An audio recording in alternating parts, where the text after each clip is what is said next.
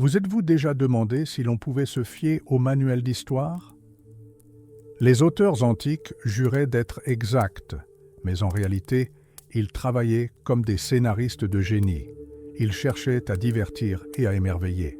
Parfois, leurs erreurs furent fatales.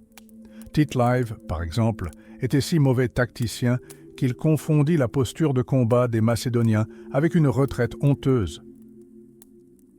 Il nous faut démêler ces mythes et ces distorsions pour découvrir la Rome authentique, sans phare. Tout commença non par des discours pompeux, mais par de banales incursions dans les troupeaux voisins. Les premiers Romains étaient des chefs sévères, à l'image des héros homériques.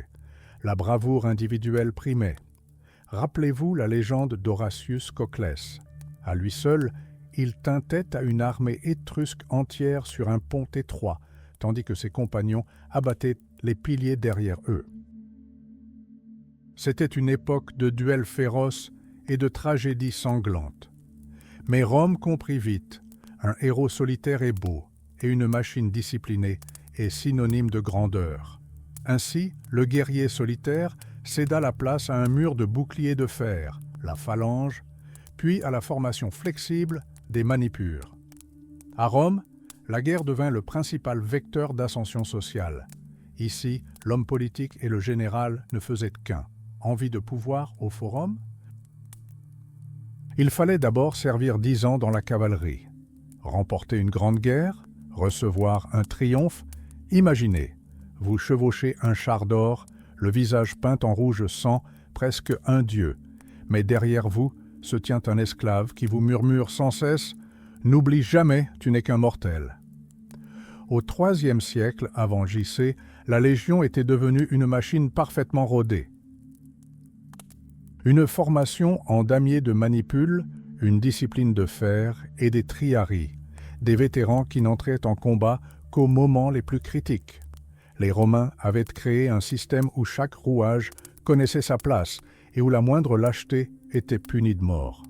Mais cette machine était-elle prête à affronter les véritables génies militaires? Nous allons le découvrir. Cette machine parfaite avait un défaut fatal. Il fallait la reconstruire à chaque fois. Imaginez entraîner des soldats pendant des années, les transformer en machines de guerre, puis, après la victoire, les renvoyer chez eux. Une nouvelle guerre, recommencer à zéro. Un génie tactique se retrouvait face à une armée dont les recrues connaissaient à peine leur commandant. De plus, dans l'Antiquité, il n'y avait ni satellite ni carte précise. Un général romain n'est pas un officier d'état-major confortablement installé dans un bureau, mais un homme au cœur de la bataille. Il voit l'ennemi de ses propres yeux, risque sa vie comme le plus humble des triarii et partage chaque miette de pain avec ses soldats. Une mauvaise appréciation du terrain, c'est la mort assurée, et votre armée n'est plus qu'un souvenir. Et Hannibal les força à commettre l'erreur. Il déferla sur l'Italie tel un ouragan dévastateur. D'abord, le Tessin, les Romains furent écrasés, puis la Trébie, un véritable carnage. Et enfin, le lac Trasimène, où 15 000 légionnaires furent réduits en bouillie en quelques heures. Rome se figea dans une horreur glaciale. Il semblait que les dieux aient à jamais tourné le dos à la ville éternelle. À ce moment critique, Quintus Fabius Maximus entra en scène. Approchant la soixantaine, il était lent et prudent à l'extrême. Tandis que les jeunes politiciens recherchaient une gloire facile, Fabius opta pour la tactique de l'usure. Il suit Hannibal comme son ombre, à distance, sans jamais combattre. Il observe l'ennemi piller ses alliés, subissant les railleries de ses propres soldats qui le traitent de pédagogue, d'esclave obéissant aveuglément à son maître. Mais la stratégie de la diversion porte ses fruits. Hannibal est pris au piège dans une gorge étroite. 4000 guerriers d'élite bloquent les issues. Le piège se referme. Le grand Carthaginois n'a aucune chance. Ou est-ce là le début de la plus audacieuse ruse de l'histoire? 2000 bœufs, des torches à leurs cornes et une nuit folle qui changera tout. Vous allez voir un génie surgir du piège. Imaginez, l'obscurité épaisse de la gorge et soudain les flancs de la montagne s'animent. des milliers de lumières foncent droit sur les Romains. Les soldats abandonnent leur poste en panique, persuadés qu'Hannibal est en train de percer leur ligne de toutes ses forces. Mais ce fut le plus grand coup de bluff de l'histoire. 2000 bœufs, attachés avec des branchages enflammés, furent menés au sommet de la montagne. Pendant que les Romains se battaient dans le chaos contre les bêtes enragées, la véritable armée punique passa silencieusement. Fabius, le grand lent, vit les lumières et entendit le bruit de la bataille, mais il eut peur de quitter le camp. Il tremblait tellement devant le génie d'Hannibal qu'il lui ouvrit lui-même la trappe. Ce ne fut pas seulement un fiasco, ce fut une humiliation nationale. Rome avait un besoin urgent d'un nouveau héros, et ce fut Marcus Claudius Marcellus, surnommé l'épée de Rome. Si Fabius était un bouclier prudent, Marcellus était une lame furieuse. Il combattait comme les héros d'Homère. Lors d'une bataille, il s'avança personnellement en tête de ses troupes et défia en duel le roi gaulois Britomartus. Un seul coup précis de sa lance et le chef ennemi tomba raide mort. Marcellus arracha l'armure du cadavre sous les yeux des deux armées, un honneur rare, accordé à seulement 3 hommes dans l'histoire de Rome. Il ne se contentait pas de commander, il aspirait à affronter Hannibal en face à face.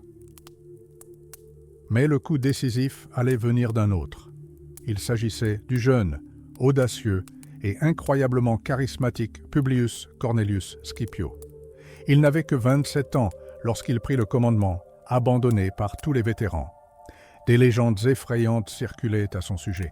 On disait qu'il était le fils d'un dieu et que son véritable père était un serpent gigantesque. Scipion croyait que les dieux lui murmuraient en rêve les plans de la victoire. Et vous savez quoi? Il fut le premier à vaincre Hannibal sur son propre terrain. Vous allez maintenant voir comment l'élève a surpassé le maître dans la plus grande bataille de l'Antiquité. Imaginez Rome après le bain de sang de Cannes, panique, sénateurs en larmes, la République au bord du gouffre. Mais le jeune Scipion ne se contenta pas de survivre, il devint son dernier espoir. À 18 ans, sur les rives du Tessin, il prouva qu'il était destiné à la grandeur.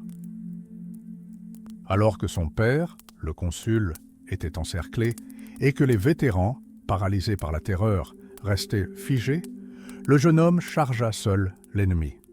Honteux de son courage, les cavaliers chargèrent et sauvèrent leur commandant. Même alors, Scipion refusa toute distinction honorifique, déclarant que sauver son père était la plus grande récompense. Après le désastre de Cannes, de jeunes aristocrates désespérés décidèrent d'abandonner leur patrie et de fuir outre-mer. Scipion fit irruption dans leur réunion secrète. Il dégaina son épée et les força tous à prêter serment à Jupiter. « Je ne trahirai jamais Rome et je tuerai personnellement quiconque tentera de le faire. » À 25 ans, il entreprit une mission que tous considéraient comme suicidaire, commander une armée en Espagne où son père et son oncle venaient d'être tués. Sa première cible était Carthage Nouvelle, une citadelle imprenable et le cœur du pouvoir d'Hannibal. Scipion savait qu'un assaut frontal contre de telles murailles signifierait une destruction totale. Mais il avait un atout dans sa manche. Il raconta à ses soldats que le dieu Neptune lui était apparu en songe et lui avait promis un miracle. En réalité, Scipion avait appris des pêcheurs locaux le secret de la lagune. À marée basse, l'eau s'y retire, révélant un passage secret menant au rempart. Pendant que les forces principales distrayaient la garnison aux portes, lors d'une bataille féroce, Scipion mena personnellement l'assaut. Il ne se jeta pas dans la mêlée comme un simple soldat, mais se tint derrière les boucliers, dirigeant les combats tel un chef d'orchestre. Lorsque les eaux de la lagune se retirèrent, son unité la traversa à gué et prit la ville d'assaut par l'arrière. Ce n'était pas un coup de chance, mais le calcul froid d'un génie, dissimulé sous les apparences de la volonté des dieux. Ainsi commença le périple du grand vengeur. Mais derrière les murs de Carthage Nouvelle se cachait non seulement le triomphe, mais aussi un calcul glaçant. Savez-vous comment les Romains calculaient la longueur idéale de leur échelle? Ils ne devinaient pas, ils espionnaient comptant littéralement chaque pierre de la ville lors des négociations de paix. Des mathématiques pures au service de la mort. Et lorsque les portes s'effondrèrent enfin, l'horreur commença. Les Romains ne se contentèrent pas de tuer, ils démembraient méthodiquement tout être vivant, même les chiens, pour paralyser les survivants d'une terreur viscérale. Il ne s'agissait pas d'une rage aveugle, mais d'une stratégie de terreur froide qui transforma les villes en cimetières silencieux. Même le pillage était organisé comme une horloge. Chaque légionnaire savait exactement ce qu'il allait prendre, si bien que la discipline demeurait inflexible, même au milieu de montagnes d'or et de rivières de sang. Cependant, le véritable chef-d'œuvre de Scipion se révéla lors de la bataille d'Ilipa. Imaginez, affronter 70 000 guerriers aguerris et les chars d'assaut vivants de l'époque, les éléphants de guerre. N'importe quel autre commandant aurait flanché, mais Scipion avait orchestré une magistrale manœuvre psychologique. Pendant plusieurs jours consécutifs, il mena ses troupes au combat à midi, toujours dans le même ordre, habituant ainsi l'ennemi à une routine fastidieuse. Il attendit patiemment que la vigilance d'Hasdrubal finisse par faiblir. Ainsi, le jour décisif, Scipion renversa la situation. Tandis que les Carthaginois, encore sous le choc de leur jeûne, se frottèrent les yeux, les Romains étaient déjà sur le champ de bataille, fin prêts au combat. Mais tout bascula. Scipion transféra rapidement ses meilleures légions sur les flancs. Ce fut un piège magistral. Pendant que les faibles alliés au centre se contentaient de distraire l'ennemi, les unités d'élite romaines, déployées sur les ailes et progressant en colonne rapide, encerclèrent l'ennemi dans une étau d'acier. Hasdrubal assista, horrifié, à l'effondrement de son immense armée. Les éléphants, fous de douleur, se retournèrent et se mirent à piétiner leurs propres soldats. Scipion n'avait pas seulement vaincu, il avait prouvé que l'intelligence d'un seul génie valait plus que des dizaines de milliers d'épées. Ainsi naquit la légende devant laquelle le grand Hannibal lui-même s'inclinerait bientôt. Mais la victoire d'Ilipa n'était que le début. Tandis que les Carthaginois fuyaient terrorisés, Scipion avait déjà un coup d'avance. Les Romains, qui avaient pris un copieux petit déjeuner et s'étaient préparés, étaient tout simplement plus résistants. Sa tactique était impitoyable. Des troupes fraîches de Manipule, Principe et Triarie se jetaient dans la bataille vague après vague, ne laissant aucun répit à l'ennemi. Hasdrubal tenta d'endiguer cette marée d'acier, mais même un orage soudain ne fit que retarder l'inévitable. L'Espagne était tombée, mais pour Scipion, la véritable bataille ne faisait que commencer, la bataille à Rome même. Saviez-vous que même le plus grand héros peut être mis au ban par la République? L'envie et les accusations sordides de corruption de Fabius Maximus hantèrent Scipion jusqu'à la fin de ses jours. Il déchira publiquement des documents judiciaires, méprisant ses accusateurs, et finit sa vie dans un exil amer.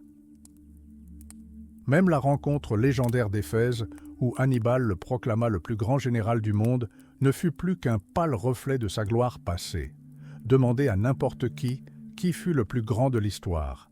Hannibal répondrait sans hésiter, Alexandre, Pyrrhus et lui-même.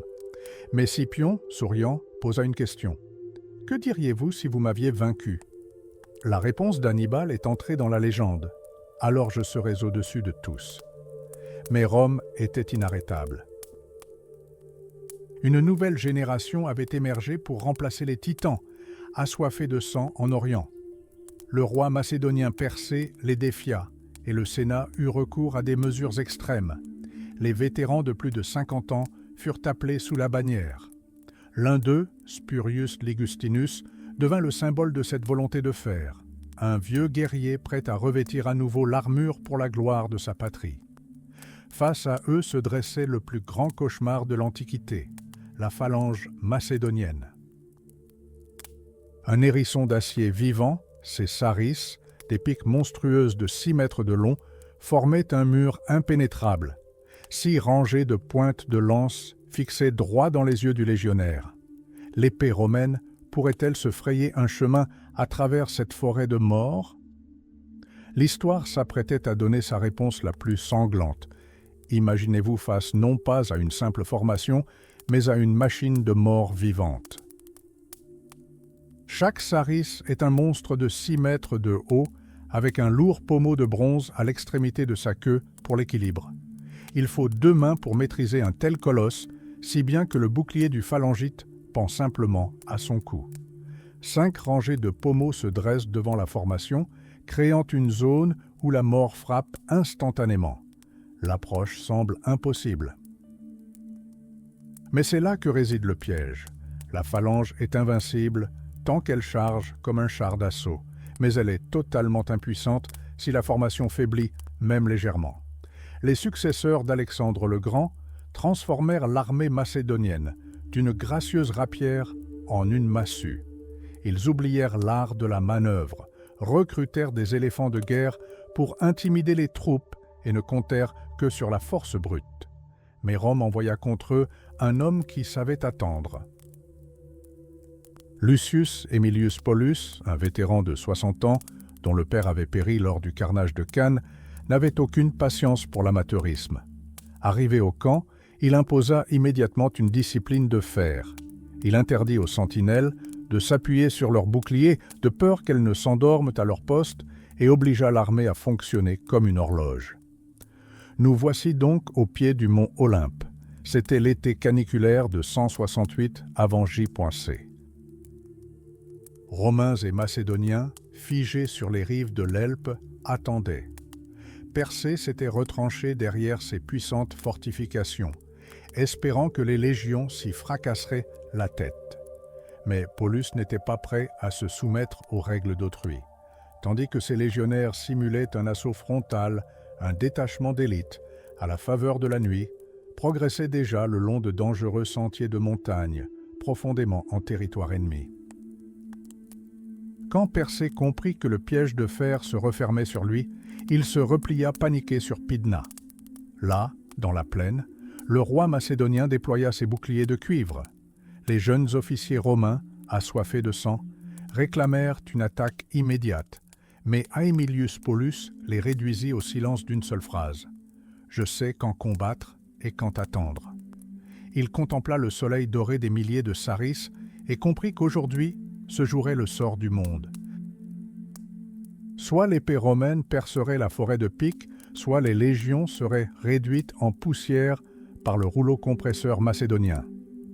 Imaginez des légionnaires épuisés, dormant sur leurs boucliers, tandis que l'ennemi leur souffle littéralement dans le cou. Aemilius Paulus patientait, et son calme exaspérait les jeunes officiers, assoiffés de gloire. Mais cette nuit-là, le ciel lui-même donna un signe, une éclipse lunaire teinta le monde de pourpre.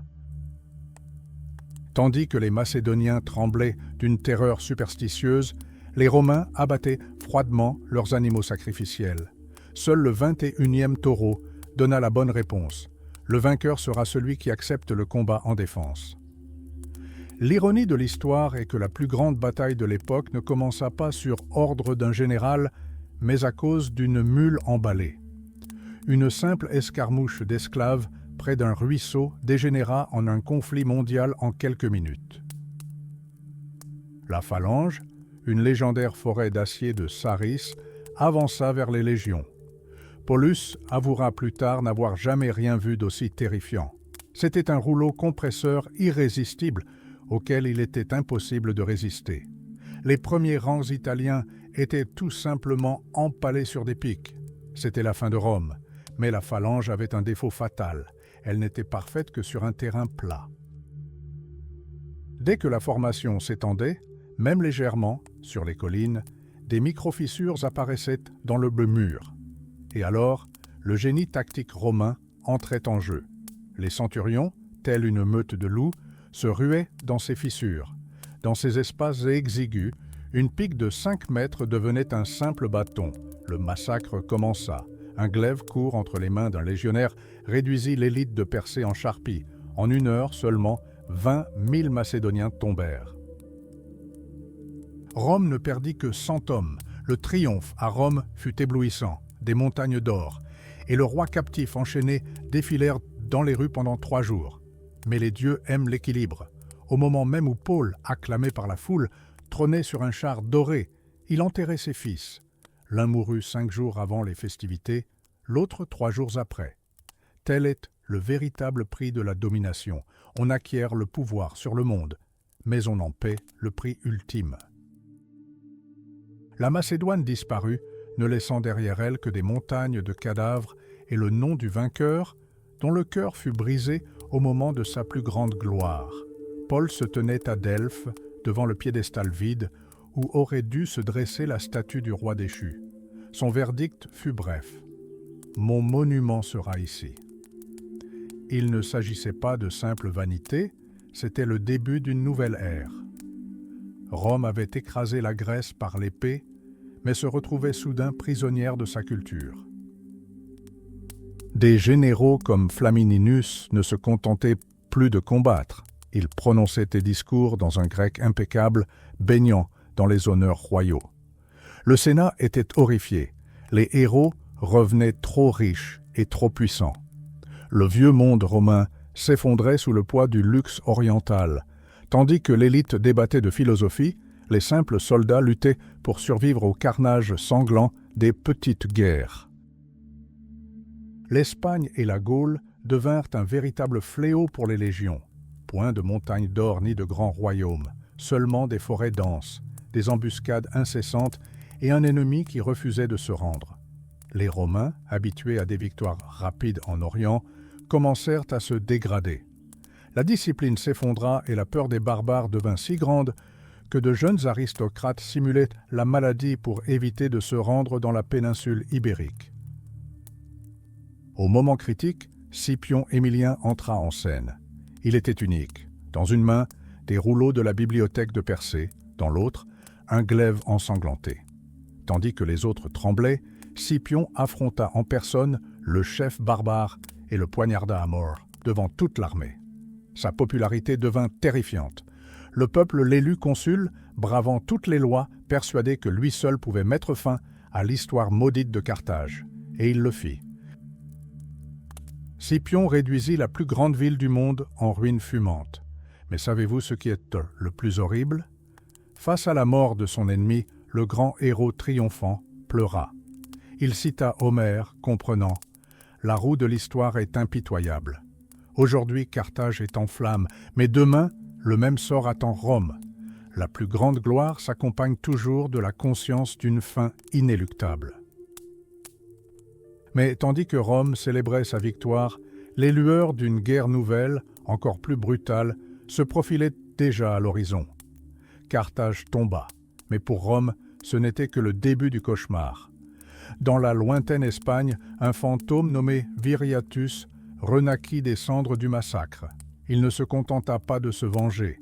Il passa des années à humilier les légions. Imaginez, un prêteur romain fut tué simplement parce qu'un barbare le jugeait trop vieux et trop gros pour être racheté. Quelle honte! Les généraux romains échouèrent les uns après les autres, et le consul Mancinus sombra même dans l'humiliation, se retrouvant nu et ligoté aux portes des remparts ennemis, abandonné à son sort par son propre peuple. La République était au bord du gouffre, et le Sénat fit donc de nouveau appel à l'homme qui savait se faire entendre. Scipion Émilien arriva en Espagne, mais au lieu de grandes batailles, il commença par faire le ménage. Il chassa du camp des milliers de prostituées, de diseuses de bonne aventure et de marchands de charité. Envie de dormir sur un lit confortable? N'y pensez même pas.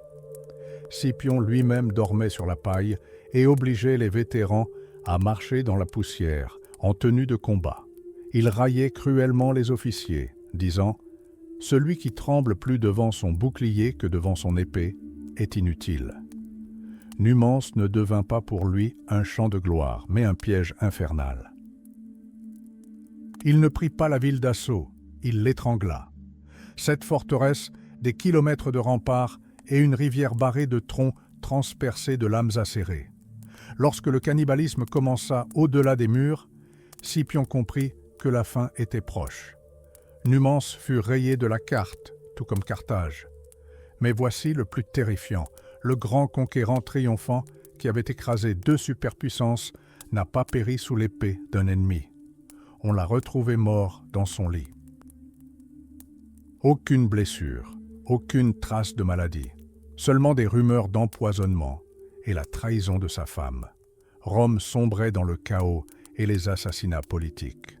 La vieille aristocratie perdait de son emprise et à l'horizon se profilait la figure de l'homme qui allait changer à jamais le visage de la Légion. Un homme qui dormait dans la crasse et mangeait le même pain rassis que ses soldats. Il s'appelait Gaius Marius, et son heure était venue.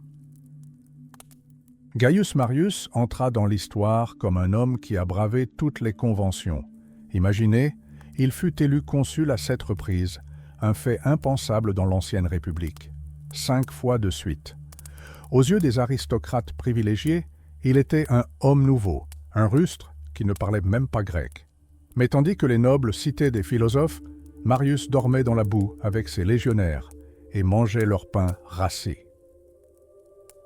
Son heure de gloire survint dans les sables brûlants de la Numidie. Sous le règne du rusé roi Jugurtha, il fustigea les sénateurs. Rome est une ville corrompue et elle périra dès qu'on trouvera un acheteur. Et il avait raison.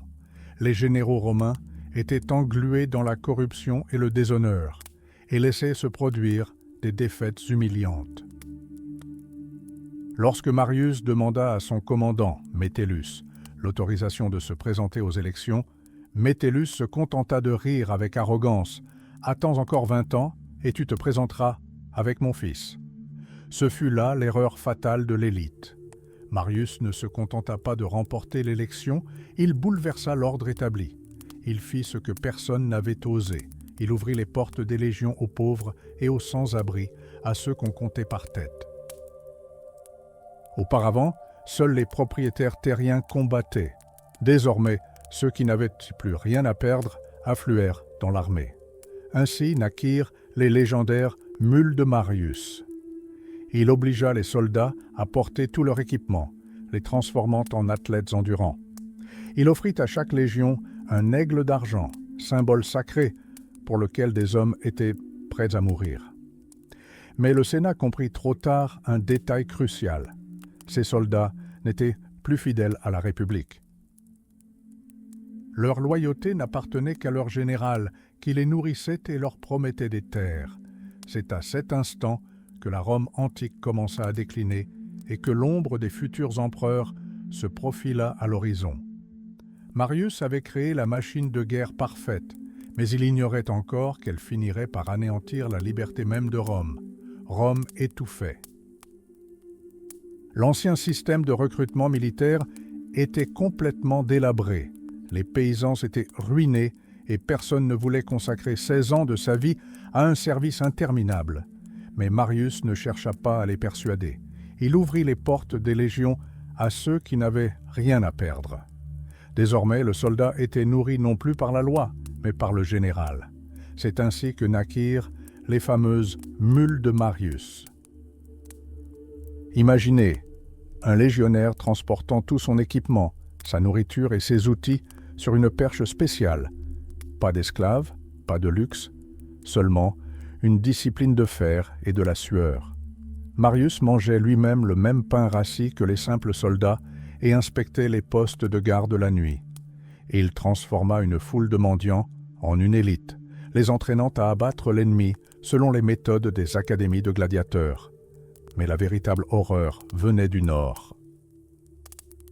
Les Cimbres et les Teutons, des centaines de milliers de barbares coiffés de casques à tête d'animaux, avaient déjà anéanti 5 armées romaines. Paniqués, les Romains eurent recours aux sacrifices humains, enterrant vivants des gens sur la place publique. Que fit Marius? Il obligea ses soldats à observer l'ennemi. Pendant des jours, les légionnaires assistèrent à des danses sauvages et entendirent les cris sinistres des Germains à travers les palissades du camp. La peur fit peu à peu place à la rage. Lorsqu'un chef provoqua Marius en duel, il se contenta de sourire « Si tu veux mourir, pends-toi ». Le dénouement tragique eut lieu à Aquae Sextiae, et tout commença autour d'une gorgée d'eau. des esclaves romains se rendirent au fleuve, une rixe éclata, qui dégénéra aussitôt en un véritable massacre. Marius comprit, le moment était venu. Tandis que les Teutons s'enlisaient dans une bataille sanglante, 3000 légionnaires, dissimulés dans la forêt, les attaquèrent par derrière. Le choc des boucliers, les cris de mort et les monceaux de cadavres. Marius sauva Rome, mais il signa aussi l'arrêt de mort de la République, car désormais, ses soldats n'étaient plus fidèles à la loi, mais seulement à leur chef. Et l'ombre des futurs empereurs se fit plus menaçante encore. Marius ne se contentait pas de commander. Il combattait en première ligne, risquant sa vie pour prouver à ses soldats qu'il était l'un des leurs. Tandis que les Teutons gravissaient la pente sous une pluie de pilum, ils ignoraient encore leur destin tragique. L'attaque de Marcellus par l'arrière transforma la bataille en un massacre. 100 000 prisonniers, des montagnes de trophées et un triomphe. Mais c'est précisément à ce moment que Rome commit une erreur fatale. Les légions cessèrent de croire en la loi, elles ne croyaient plus qu'en leur chef.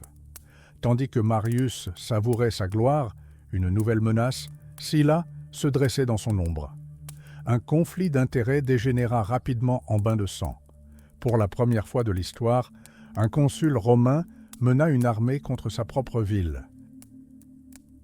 Marius, hors de lui, prit la fuite, donnant des ordres à des régiments imaginaires, et finit par mourir, laissant la République en proie aux flammes de la guerre civile. Mais au milieu de ce chaos, une figure se distinguait, dont le destin semblait tout droit sorti d'un film d'action, Quintus Sertorius. Véritable casse-cou, il avait jadis traversé une rivière à la nage, en armure complète, grièvement blessé. Maître de l'espionnage, il avait infiltré un camp cimbrien déguisé en barbare et percé tous leurs secrets. Il avait perdu un œil au combat, mais portait la cicatrice comme sa plus grande fierté. On peut enlever et cacher les médailles, mais ma valeur, elle, ne m'oublie jamais, crachait-il au visage de ses ennemis envieux. Sertorius était unique. Lorsque les partisans de Marius perpétrèrent un massacre à Rome, c'est lui, soldat de métier, qui, pris de panique, abattit une bande de bourreaux d'esclaves pour mettre fin au carnage. Il n'était pas fanatique, c'était un soldat d'honneur. Lorsque Sylla s'empara finalement du pouvoir, le commandant Borgne comprit qu'il n'avait plus sa place dans cette Rome. Il partit pour l'Espagne afin d'y fonder sa propre république et de défier toute la puissance de l'Empire. Et croyez-moi, cette guérilla ferait trembler de rage les plus grands généraux romains. Êtes-vous prêt à découvrir comment un seul homme a trompé des légions entières pendant des années? Alors, poursuivons. Après la mort de Cinna, le pouvoir suprême à Rome tomba entre les mains d'incompétents. Sertorius pressentit la catastrophe imminente, mais ses conseils furent ignorés, et lorsque ses prédictions se réalisèrent, il devint le bouc émissaire. Exilé, il erra sur les mers jusqu'à sa victoire sur l'armée de Sylla en Afrique. C'est alors que des ambassadeurs lusitaniens vinrent à lui, le suppliant « Deviens notre chef et sauve-nous de la tyrannie ». Dès lors, une grande légende naquit. Sertorius se retrouva face à une armée colossale de 120 000 légionnaires. Il ne disposait que d'une poignée d'hommes fidèles, mais c'était un génie de la stratégie. Il ne se contenta pas de combattre, il créa une république parallèle en Espagne. Il ouvrit une école pour les enfants de l'aristocratie locale à Osca. Les élèves portaient des toges romaines et étudiaient le latin, mais en réalité, ils étaient des otages d'élite garantissant la loyauté de leur père. Et pour maintenir ces guerriers superstitieux sous contrôle, Sertorius apprivoisa une biche blanche, assurant à tous que, par son intermédiaire, la déesse Diane elle-même lui murmurait les plans de l'ennemi. Lorsque le Sénat envoya Pompée, le protéger contre lui, Sertorius se contenta de rire. Il le qualifia de disciple de Sylla et son compagnon Métellus de vieille femme, et il le prouva sur le champ de bataille.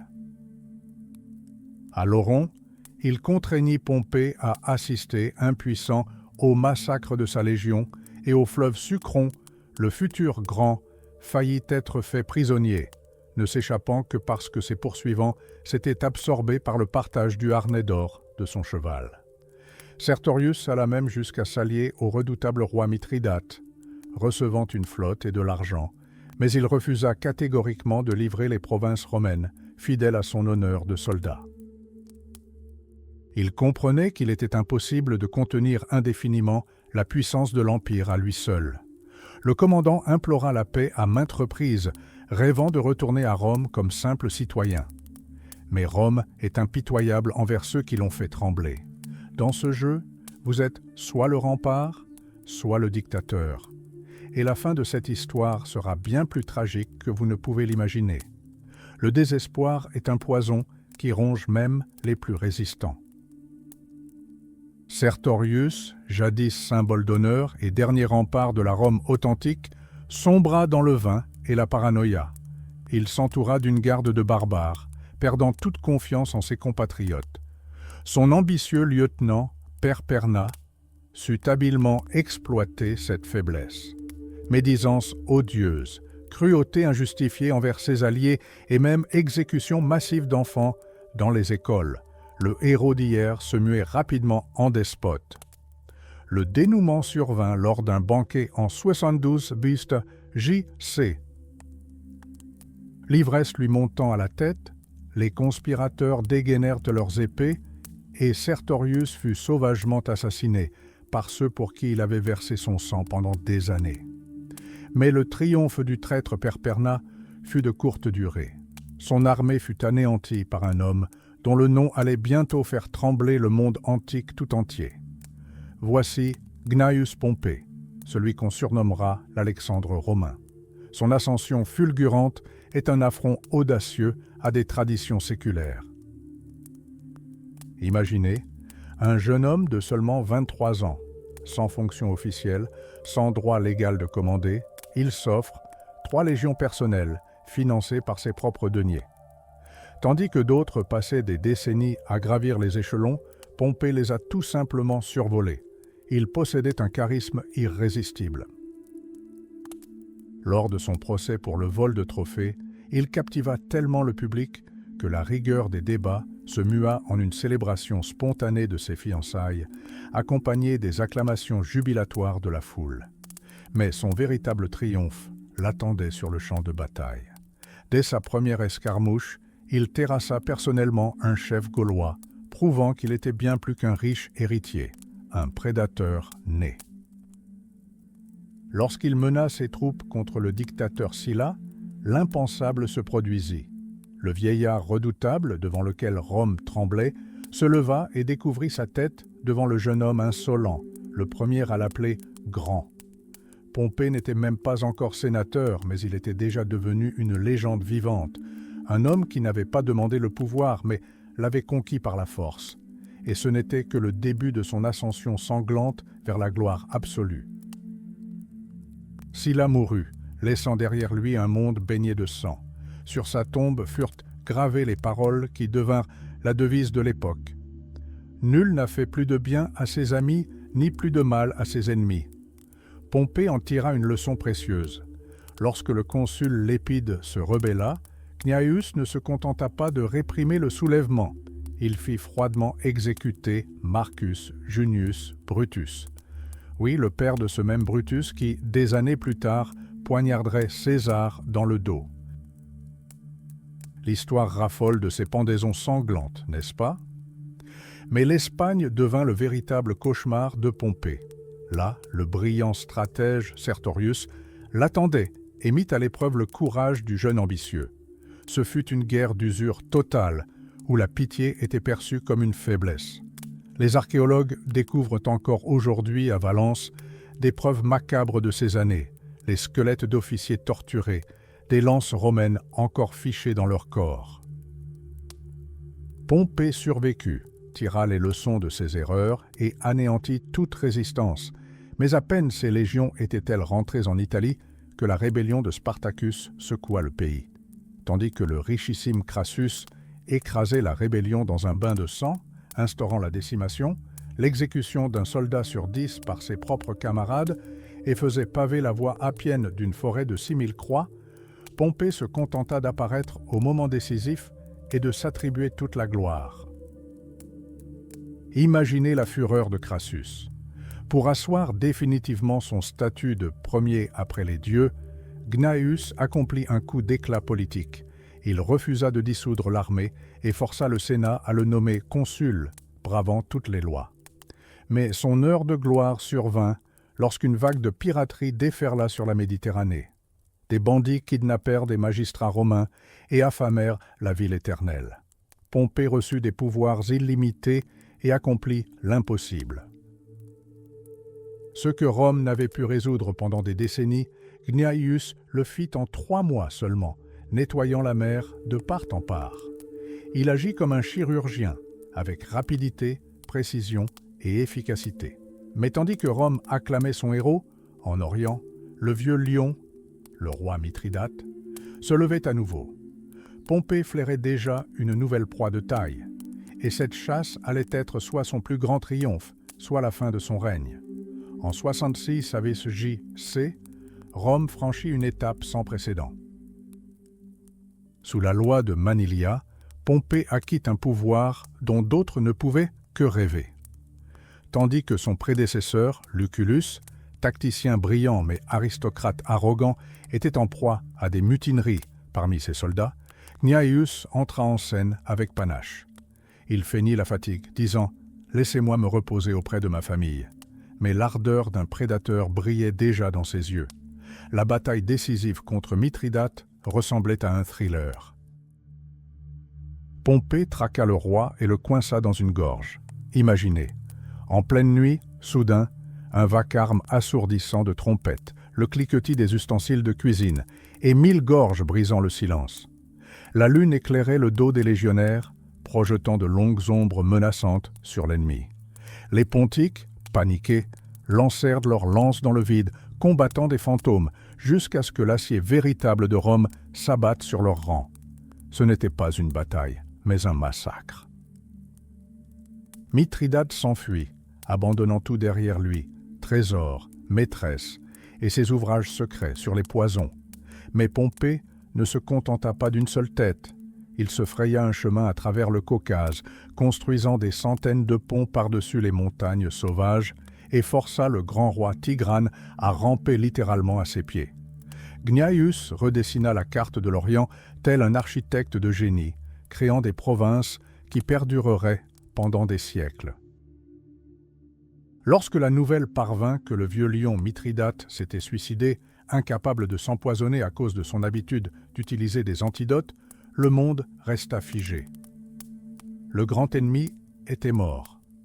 En 62, à peine en gif passé, Pompée débarqua en Italie. Le Sénat, littéralement paralysé par la peur, se demandait « Un nouveau dictateur allait-il s'installer ?» Le riche Crassus, pris de panique, cacha sa famille, craignant un massacre. Mais Pompée, une fois de plus, déjoua tous les plans. Il démobilisa simplement ses légions et entra dans la ville comme un simple citoyen. Gnaeus avait prouvé qu'il était au-dessus de toute soif de tyrannie. Mais cette modestie n'était-elle pas le début d'une lutte encore plus subtile et dangereuse pour la domination absolue? Pompée entra triomphalement dans Rome. Sa renommée rayonnait sur 3 continents et grâce au butin de ses conquêtes orientales, il fit construire le premier théâtre de pierre de la ville, un monument qui éclipsait tout ce qui l'avait précédé. Mais à peine Gnaeus eut-il ôté son armure que la réalité le rattrapa brutalement. Sa femme le trompait et le Sénat, qui tremblait encore la veille de peur, commençait désormais ouvertement à le museler. Le vainqueur de Mithridate se retrouva un politicien impuissant, cerné par les requins de la capitale. Pour regagner son influence, Pompée prend une mesure désespérée. Il forme une alliance secrète avec le riche Crassus et l'ambitieux Jules César. Ainsi naît le premier triumvirat, une union d'or, d'épée et d'une ruse sans bornes. Pour sceller l'alliance, Pompée épouse Julia, la fille de César. Le plan fonctionne, César devient consul, soumet le Sénat et prend le contrôle de la Gaule. Mais qui était donc ce César? À Rome, On le surnommait l'époux de toutes les femmes et l'épouse de tous les époux. Débiteur notoire et dandy invétéré, il possédait une volonté de fer. Dans sa jeunesse, capturé par des pirates, il leur avait ri au nez en jurant de les crucifier. Et il avait tenu parole, recouvrant de justesse sa liberté. Désormais, cet homme avait besoin d'une grande victoire pour rembourser ses dettes colossales et surpasser Pompée lui-même. L'occasion se présenta. En 58 avait Péa. J.C., les Helvètes, forts de près de 400 000 hommes, incendièrent leur village et marchèrent vers les frontières de Rome. Tels un bélier vivant, ils détruisaient tout sur leur passage. César réagit avec une rapidité fulgurante. Il se rendit en Gaule, changea de chevaux, fit incendier le pont près de Genève et déploya ses légions. Tandis que les barbares commençaient à franchir la Rare, César fondit sur eux dans le silence de la nuit. La Gaule était loin de se douter que cette campagne la transformerait en un immense cimetière et César en une divinité vivante. Le sort en était jeté.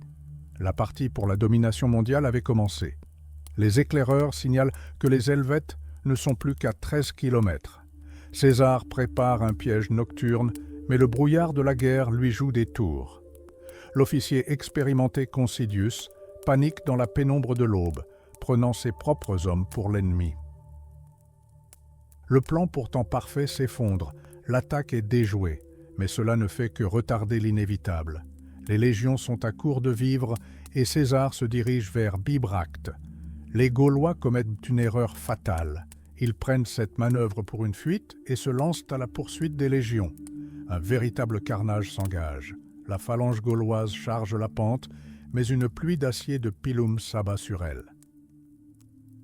De lourds javelots s'abattent sur les boucliers ennemis, les réduisant à néant. Les barbares abandonnent leur défense et combattent nus. La bataille dure 5 heures. Le bilan est effroyable. Sur près de 400 000 hommes, seule une poignée rentrera chez elle. César affirme qu'250 000 périrent ou furent réduits en esclavage. Ces chiffres sentent la propagande à plein nez, mais le monde entier en fut bouleversé. Un nouveau défi se présente alors. Le chef germanique Arioviste et ses 120 000 guerriers redoutables. La panique s'empare des légionnaires, décimant leurs rangs. Mais César, maître de la manipulation, déclare « Puisque vous êtes des lâches, j'irai seul avec la Xème Légion. » L'orgueil l'emporte sur la peur. Les Germains sont mis en déroute. Mais le véritable enfer attendait les Romains au bord du Sabis. Les Belges attaquèrent par surprise alors qu'ils creusaient des tranchées. Le chaos s'ensuivit, des bannières furent perdues, des centurions périrent, et alors, un instant sembla figé dans l'éternité. César arracha un bouclier à un simple soldat et se tint en personne en première ligne. Il appela les héros par leur nom, leur redonnant le goût de vivre. La mort recula. La Gaule est pacifiée. C'est ainsi que César qualifie la terre brûlée. Il fait construire des ponts sur le Rhin et met le cap sur la Bretagne brumeuse en quête de perles illusoires et de gloire éternelle. Mais le triomphe a un prix. Une embuscade se trame dans les forêts, prête à anéantir une légion entière et à contraindre César à jurer de ne pas se couper les cheveux tant que le sang de ses hommes n'aura pas été vengé. La tension monte crescendo. César ne se contente pas de réprimer les rébellions, il transforme la guerre en une vente aux enchères sanglante. Lorsque les Éburons osèrent résister, le général ne risqua pas ses légionnaires. Il déclara simplement « La Gaule est à piller ». Des vautours venus de toute l'Europe déferlèrent sur les terres des ennemis de Rome, les réduisant à un désert aride. Mais ce n'était que le calme avant l'enfer. Voici Vercingétorix. Ce n'est pas un chef ordinaire, mais un génie qui parvint à unifier des tribus disparates en une seule armée. Les Gaulois ne se dispersent plus, mais adoptent la tactique de la terre brûlée, condamnant les légions à la famine. La réaction de César, la folie pure. En plein hiver, il mena ses soldats à travers les Cévennes. La neige leur arrivait à la poitrine, Les cols étaient réputés infranchissables, mais César ouvrit littéralement un chemin jusqu'à l'ennemi, le prenant par surprise. Une grande partie d'échecs commence. Le siège d'Avaricum se transforme en un véritable défi d'ingénierie. Les Romains érigent un rempart gigantesque sous une pluie battante, tandis que les Gaulois brûlent leurs machines depuis des tunnels souterrains. Lorsque la ville tombe, les légionnaires, aveuglés par la rage, se livrent à un massacre si sanglant qu'il ne reste ni femmes ni enfants en vie. Le triomphe semblait inévitable, mais à Gergovie, César goûta la défaite pour la première fois. Ses soldats, grisés par le succès, désobéirent aux ordres et chargèrent les remparts. Le résultat, 46 centurions tués et une retraite honteuse. Pour la première fois depuis des années de campagne, l'initiative échappe à Rome. D'anciens alliés les trahissent et les vivres s'épuisent. Pour sauver la situation, César prend une mesure désespérée. Il recrute de féroces cavaliers germaniques et leur fournit les meilleurs chevaux de ses officiers. Lors d'une escarmouche décisive, les Germains piétinent la cavalerie gauloise, forçant Vercingétorix à fuir. L'ennemi est encerclé dans la forteresse d'Alésia. C'est la fin. César doit prendre cette ville, où la Gaule deviendra son tombeau. L'enjeu n'a jamais été aussi important. Alésia est devenue un piège d'acier. Mais la question est, pour qui exactement? César ordonne l'impossible, ériger un anneau de 11 000 de fossés, de murs et de tours autour de la ville. Les légionnaires creusent des milliers de pièges dissimulés qu'ils surnomment « lys » dans le sol, une mort invisible pour quiconque ose les prendre d'assaut. Mais le temps presse pour Rome. Une armée colossale venue du salut, un quart de million de Gaulois enragés, se rassemble aux portes d'Alésia. César est pris entre deux feux. Pour survivre, il fait construire une seconde ligne de remparts tournée vers l'extérieur. Désormais, les légions sont piégées dans leurs propres fortifications comme un gigantesque gâteau de la mort. La faim dans la ville devient insupportable. Vercingétorix prend une décision cruelle et chasse femmes et enfants de la forteresse, espérant que César les laissera passer. Mais le commandant est inflexible. Des milliers d'infortunés meurent lentement d'épuisement dans le No Man's Land sous le regard des deux armées. Finalement, les Gaulois percent les lignes romaines. Les rangs romains sont sur le point d'éclater. À ce moment critique, César revêt son fameux manteau rouge afin que chaque soldat puisse voir son chef et se jette personnellement au cœur de la bataille. L'apparition du manteau rouge change tout. La cavalerie germanique porte un coup fatal par l'arrière et le soulèvement gaulois s'enfonce dans le sang. Vercingétorix, en armure étincelante, jette silencieusement son épée au pied du vainqueur. La Gaule est conquise, mais le prix de cette victoire est 1 million de morts et 1 million d'esclaves. Cependant, le triomphe de César sonne le glas de ses ennemis politiques. Rome ne l'attend pas avec des lauriers, mais avec des accusations de crimes. Pompée le Grand, son allié d'hier, prépare déjà ses légions à le trahir. César n'a d'autre choix que le procès infamant ou la dictature. Le 11 janvier 49, à Veoche, il s'arrête sur les rives du Rubicon. Un seul pas, et il deviendra un traître à la patrie. « Le sort en est jeté !» s'exclame-t-il en poussant son cheval dans l'eau. La plus grande guerre civile a commencé, celle qui ensevelira la République à jamais. Le vainqueur de cette bataille raflera tout. César choisit de ne pas inonder l'Espagne de sang. Au lieu d'un massacre insensé, il opta pour l'usure, privant magistralement les légions de pompées d'eau et de ravitaillement. L'ennemi capitula sans combattre. Mais tandis que le commandant célébrait son succès, un poison mortel se préparait dans ses arrières. La célèbre 9e Légion, ses fidèles chiens de Gaule, se mutina. Les vétérans réclamèrent Tarfe de l'or, que César ne possédait tout simplement pas. La réaction fut immédiate et glaciale. Il fit face à la foule enragée et ordonna l'exécution des meneurs. La discipline revint, mais le temps pressait. En janvier 1948, César décida d'une manœuvre suicidaire. Il embarqua 7 légions sur de frêles navires marchands et braver les tempêtes de l'Adriatique. Ayant échappé de justesse à une puissante flotte ennemie, il se retrouva piégé, sans provisions, sans renfort, et Pompée 2 fois plus fort. Dans un moment de désespoir absolu, César lui-même sauta dans une barque, au milieu des vagues déchaînées, criant au capitaine « Ramez! Vous transportez César et sa fortune !» Mais à Dyrrhachium, sa chance faillit tourner. Une guerre de fortification impitoyable commença. Les légionnaires de César rongeaient des racines pour survivre. Voyant leur pain de substitution, Pompée s'écria avec horreur « Je ne me bats pas contre des hommes, mais contre des bêtes sauvages !» Le dénouement du drame se déroula à Pharsale. 45 000 Pompéiens contre 22 000 Césariens épuisés. Pompée était confiant dans la victoire, comptant écraser le flanc de César sous le poids de sa cavalerie. Mais Jules avait préparé un piège, un 4e rang d'infanterie dissimulée. Lorsque la cavalerie d'élite de Labienus chargea, les légionnaires la rencontrèrent à coups de pilum en plein visage. La jeunesse dorée de Rome vacilla et prit la fuite. Ce jour-là, la vieille République s'éteignit définitivement.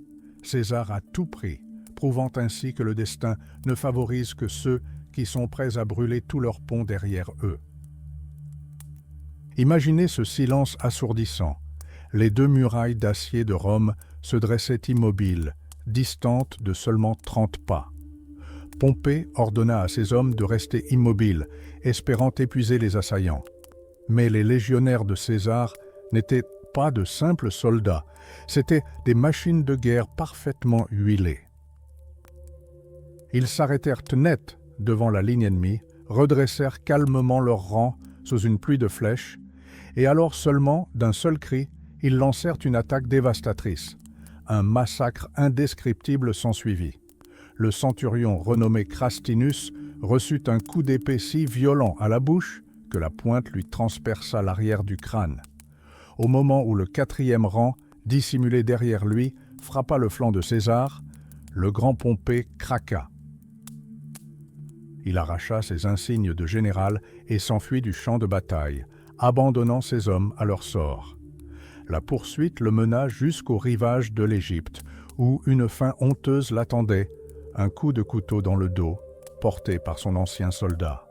Lorsqu'on présenta à César la tête tranchée de son vieil ami et ennemi, il se détourna et pleura. Était-ce un chagrin sincère ou la plus grande mise en scène de l'histoire?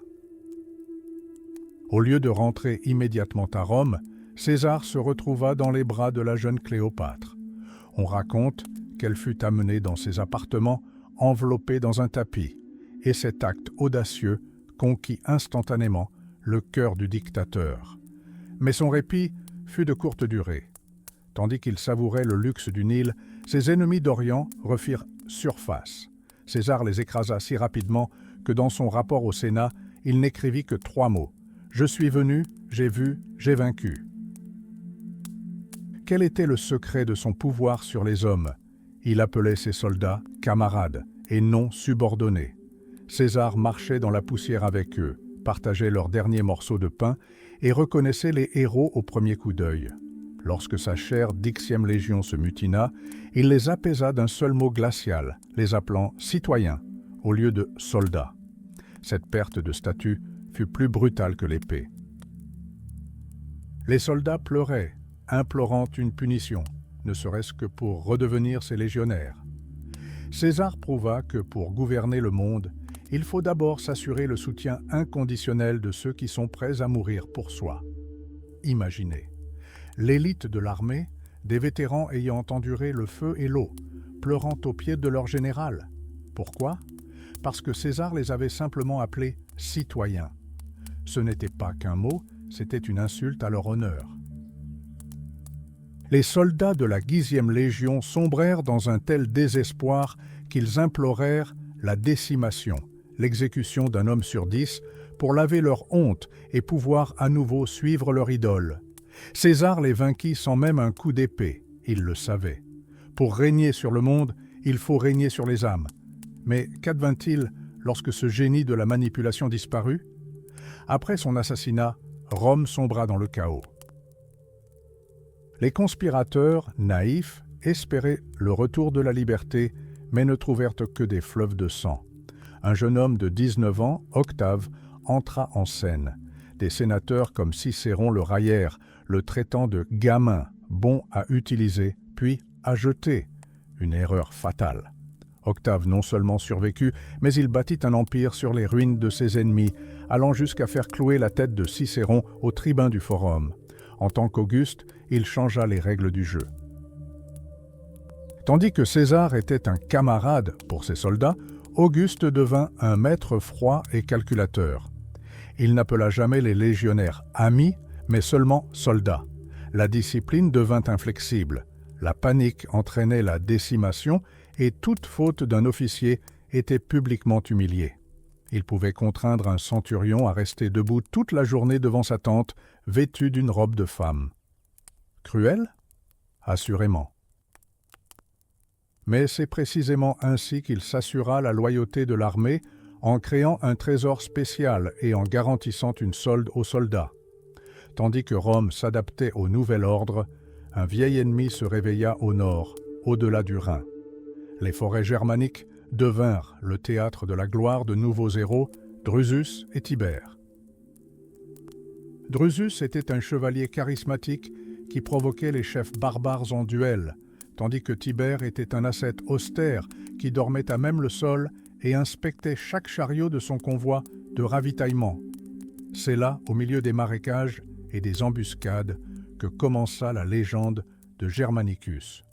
Rome marcha vers l'est, ignorant le terrible prix qu'elle devrait payer pour ces terres sauvages. Imaginez une armée de 100 000 épées. Tibère jugea une telle force trop importante pour un seul homme et la divisa. Mais tandis que Rome s'adaptait à l'ordre établi, on affûtait déjà les haches dans l'ombre de la forêt de Teutobourg. Publius Quinctilius Varus, se fiant à son ami Arminius, mena 3 légions d'élite dans un piège marécageux. Ce ne fut pas une bataille, mais un véritable carnage.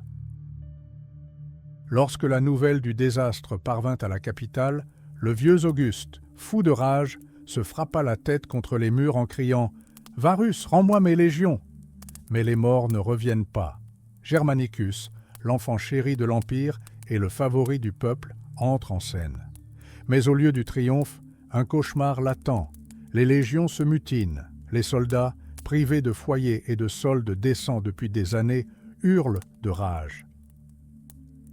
Lorsque Germanicus, désespéré, lève son épée contre sa poitrine, menaçant de se suicider, un légionnaire lui tend son propre sabre d'un ton moqueur, en murmurant « Prends celle-ci, mon garçon, elle est plus tranchante. » C'était un moment où le pouvoir était au bord de l'effondrement.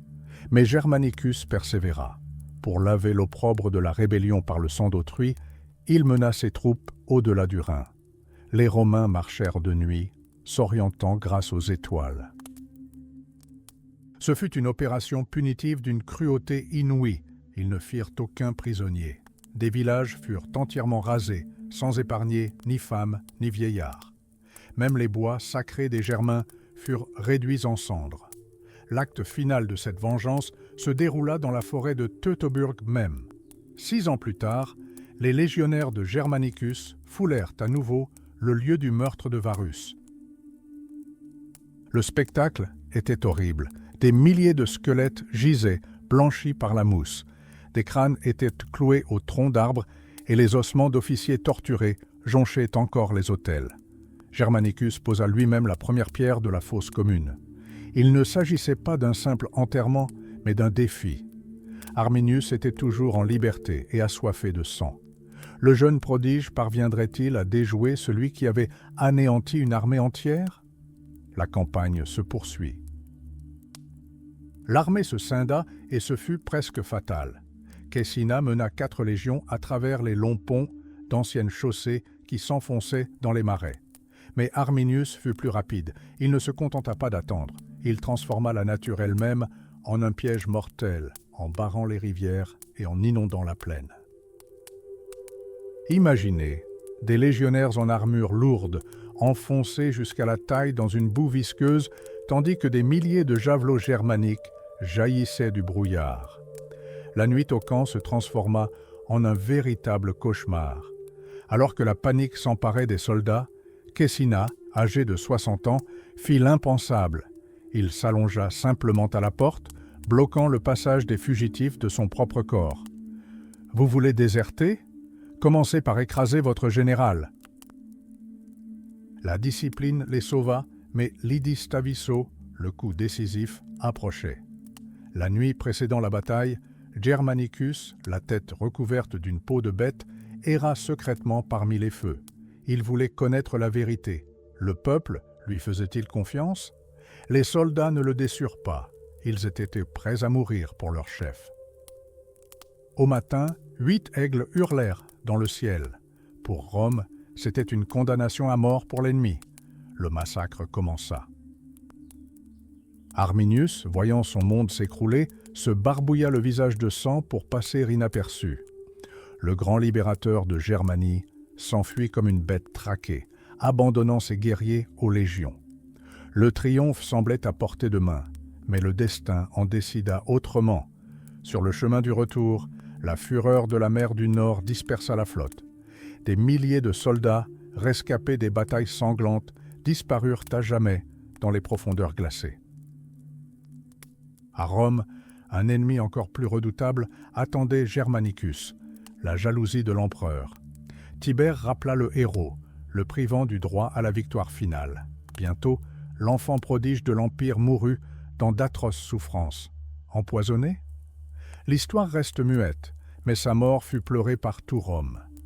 Ironie du sort, Arminius ne survécut que 2 ans à son rival. Il fut poignardé à mort par ses propres chefs.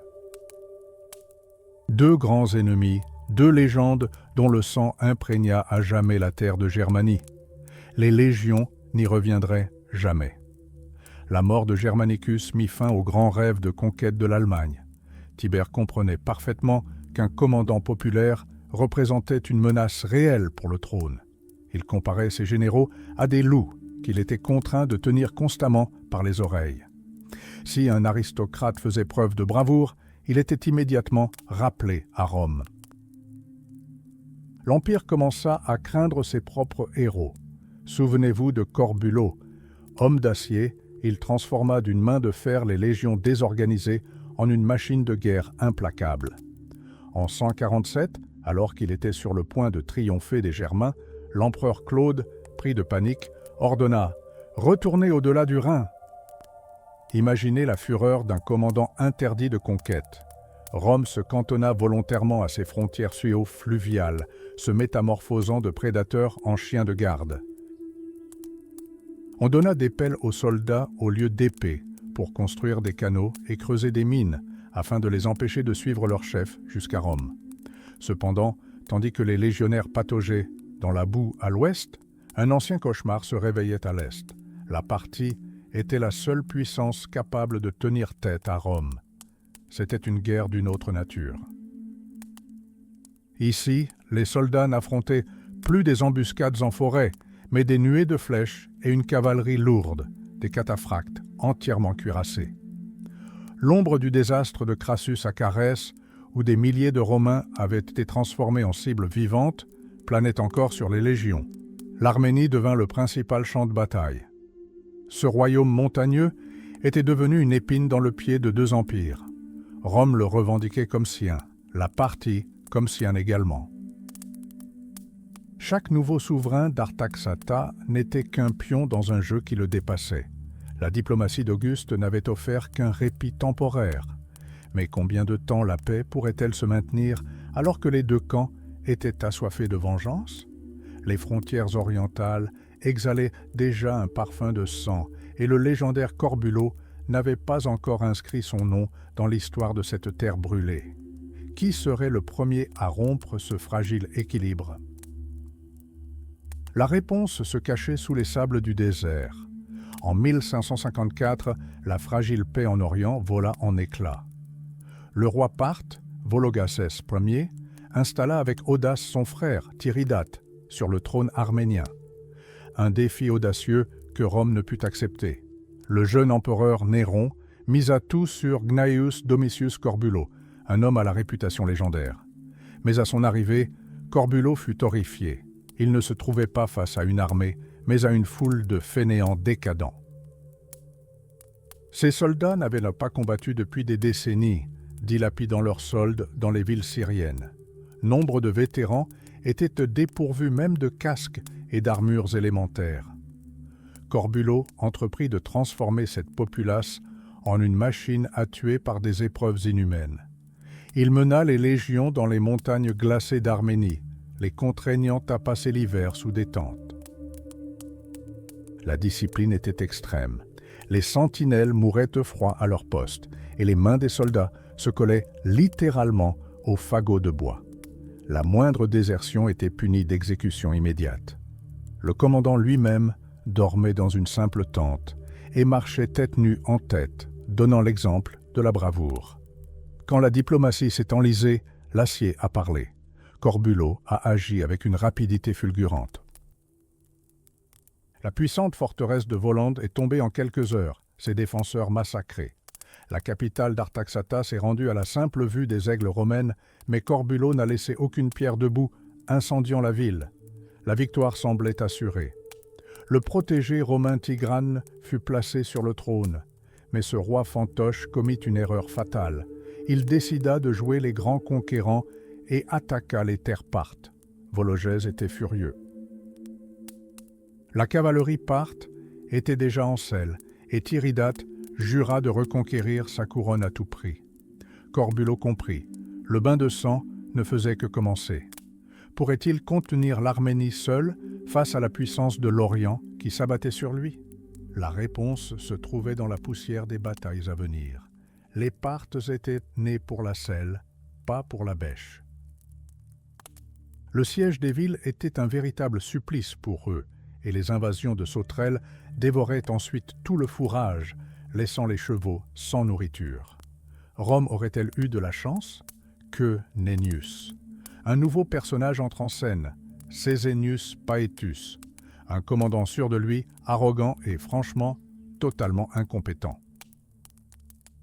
Tandis que Corbulo construisait des ponts et imposait la discipline d'une main de fer, Paetus distribuait des permissions aux officiers et rêvait d'une gloire facile, espérant surpasser son illustre collègue. La vengeance fut immédiate. Lorsque le roi parthe Vologèse arriva avec son armée principale, tout le courage de Paetus s'évapora, laissant place à la panique. Il s'ensuivit la capitulation la plus humiliante de l'histoire romaine. Les fiers légionnaires furent même contraints de marcher sous le joug comme des esclaves ou du bétail. Et pour couronner l'humiliation, Paetus dut faire construire un pont sur le fleuve, spécialement pour que Vologèse puisse le traverser sur son éléphant de guerre. Ce fut un coup dur pour le prestige de l'Empire. Corbulo fut une fois de plus contraint de sauver Rome du précipice. Investi de pouvoirs dictatoriaux, il rassembla une armée colossale de 7 légions. Mais au lieu de simplement anéantir l'ennemi dans un bain de sang, il mit en scène une grande opération diplomatique. Finalement, le prince parthe Tiridate fut forcé de s'incliner publiquement devant une statue de Néron. La paix fut rétablie, mais le triomphe de Corbulo se mua en sa perte. Néron, rongé par la paranoïa, rétribua son plus grand général par une ingratitude abjecte. Soupçonnant le héros de complot, l'empereur lui ordonna de se suicider. « Digne !» s'écria le vieux soldat en se jetant sur son épée. Mais la tyrannie de Néron touchait déjà à sa fin. Rome était plongée dans le sang de la guerre civile, 4 empereurs s'étaient succédés en une seule année. Galba, Othon, Vitellius, tous avaient connu une ascension fulgurante avant de périr dans les flammes de la rébellion. Alors que l'Empire semblait voué à l'effondrement, surgit de la poussière des provinces orientales celui sur qui personne n'avait misé, Vespasien. Un homme d'humble origine, qui avait jadis eu la folie de s'endormir au son des chants de Néron. Il n'était pas un aristocrate efféminé, c'était un guerrier aguerri, forgé dans les forêts de Bretagne et les sables de Judée. C'est ce général inflexible qui allait arracher Rome au chaos. Mais la ville éternelle était-elle prête à reconnaître un empereur qui ne sentait pas le parfum précieux, mais la sueur des soldats et la poussière des campagnes? La réponse se trouvait en son fils Titus, postés aux portes de Jérusalem. Vespasien s'était emparé du trône, mais à Rome, il était encore considéré comme un parvenu. Pour conserver le pouvoir, il lui fallait non seulement une victoire, mais un triomphe éclatant qui réduirait au silence les aristocrates. Il confia cette tâche sanglante à son fils aîné, Titus. À 29 ans, Titus n'était pas seulement un héritier, mais un commandant ambitieux chargé de prendre la ville la plus imprenable d'Orient, Jérusalem. L'enjeu était colossal, soit Titus rapportait à son père les clés du temple, soit le nom des Flaviens serait effacé à jamais de l'histoire. La ville était un véritable enfer pour les assiégeants. Derrière ces triples remparts se cachaient non seulement des défenseurs, mais aussi des fanatiques religieux. Avant l'arrivée des Romains, ils s'étaient entretués dans de brutales guerres intestines, brûlant leurs propres réserves de blé. Mais à la vue des légions, ils se transformèrent en une machine de guerre implacable. Titus amena 40 000 soldats, dont la 12e légion des honorés, espérant laver par le sang la tache de la perte de son aigle royal. Mais son excès de confiance faillit coûter la vie à Titus.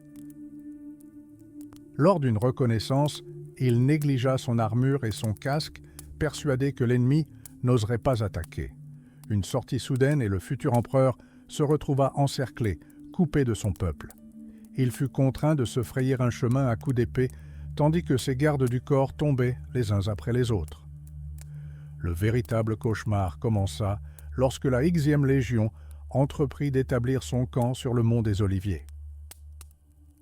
Les légionnaires, déposant leurs boucliers et saisissant leurs pelles, ne s'attendaient pas à un tel déferlement. Les Juifs déferlèrent de la vallée du Cédron comme une avalanche. Les fiers Romains, pris de panique, s'enfuirent, abandonnant leur position. Seule l'intervention personnelle de Titus et sa contre-attaque désespérée sauvèrent l'armée d'une déroute honteuse dès le premier jour. Ce n'était que le début d'un cauchemar de 5 mois, durant lequel chaque mètre carré de Jérusalem serait payé de fleuves de sang. La bataille pour la survie de la nouvelle dynastie avait commencé.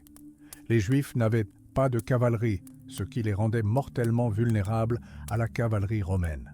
Mais ils possédaient un autre atout, une fureur et une ruse primitives. Imaginez, il est midi, les légionnaires de Titus sont détendus et installent leur campement. Soudain, un manteau flotte sur les remparts de Jérusalem. C'est le signal. Une foule immense de rebelles déferle sur les Romains comme une avalanche. Ce n'était pas une simple bataille, c'était l'assaut de bêtes féroces. La ligne romaine cédera comme une corde tendue à l'extrême. Les soldats s'enfuiront en panique sur la pente et seul Titus, presque seul, restera pour faire face à cette force brute. Il se jeta personnellement dans le combat au corps à corps, gagnant de précieuses secondes jusqu'à ce que les légionnaires jettent leurs pelles et reprennent le combat. Mais la guerre n'est pas qu'une question d'acier, c'est aussi une guerre psychologique. Les Juifs feignirent de se rendre, attirant les Romains sous une pluie de pierres. Titus était furieux. Il mit en scène un véritable coup d'éclat à la Jules César pour ses troupes. Il menaça d'exécuter les survivants pour indiscipline, puis, à la demande générale, leur accorda son pardon. Dès lors, les soldats vénéraient leur chef et étaient prêts à mourir pour lui. Bientôt, l'artillerie romaine ouvrit le feu. Pour dissimuler les projectiles aux défenseurs, les Romains commencèrent à peindre en noir les énormes pierres. La mort s'abattait, invisible. La force de l'impact était telle que les pierres décapitaient et déchiraient littéralement les corps. Lorsque les béliers massifs entrèrent en action, Jérusalem trembla. Les défenseurs creusèrent des tunnels sous les remparts du siège, les plongeant dans le feu et l'abîme. La ville devint un labyrinthe où Titus décochait personnellement des flèches à travers les ruelles étroites. Pour briser définitivement le moral de l'ennemi, il organisa une grande parade. Des milliers de légionnaires en armure étincelante reçurent leur solde en or sous les yeux de la ville affamée. C'était une démonstration de force avant l'assaut final. La forteresse Antonia s'effondra, ouvrant la voie au temple. La grande bataille pour le lieu saint avait commencé. Titus misait sur l'élite, espérant que leur fierté les pousserait au cœur de la bataille. L'attaque commença à la faveur de la nuit.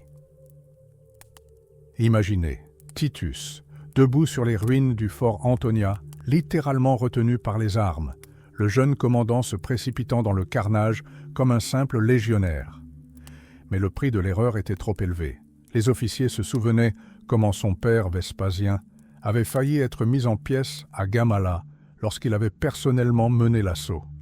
La bataille dans la cour du temple se transforma en un cauchemar sans fin. Pendant des jours, les hommes s'entretuèrent sans jamais reculer. Les Romains agissaient comme une machine bien huilée. En 7 jours, ils dégagèrent une route à travers les ruines pour y envoyer constamment des renforts. La discipline était implacable. Perdre un cheval en cherchant du fourrage? La mort. Envie de s'attirer les faveurs de Titus? Un cavalier, au galop, attrapa un ennemi par la cheville et le traîna jusqu'à ses pieds. Le prisonnier fut aussitôt crucifié dans une pose provocante, sous les yeux des défenseurs. Les légionnaires raffolaient de ses spores sanglants.